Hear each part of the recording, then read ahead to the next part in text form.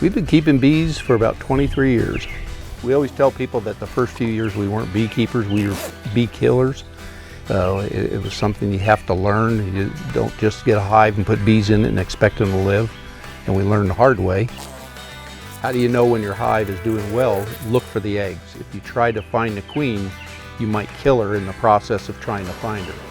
But if you can pull a frame up and see fresh eggs, you know she's been there that day just by seeing the eggs. She was helping me, and she was always saying she can't see the eggs, and I would flip my veil off, and my wife, she would not flip her veil off, and it was hard for her to see it. My eyes only wanted to see the mesh. I couldn't see past it. I wear readers, and that's what I needed to do, so I thought, well, that's the solution to my problem, is just to remove the mesh, but I needed to replace it with something to protect me from the bees.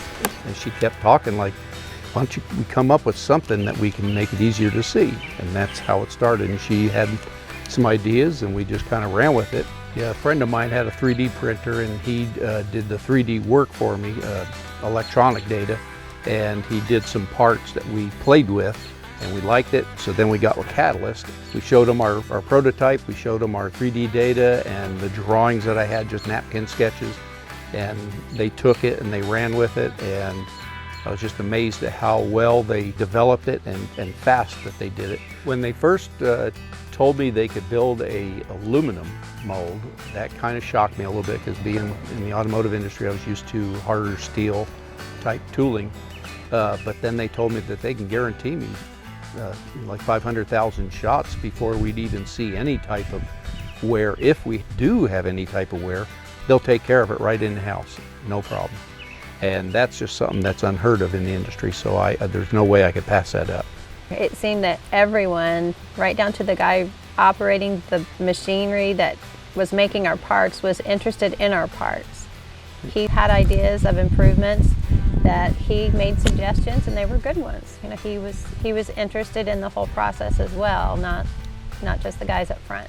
When they did our production run, we went for the first run, and startup was amazingly fast to get good parts in our hands.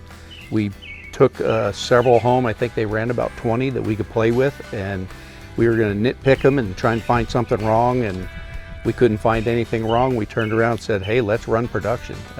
I'm not used to that. I was in the automotive industry, and it usually takes 3 or 4 trials with a tool before you're able to get good production running. Basically, we could have done it the very first day.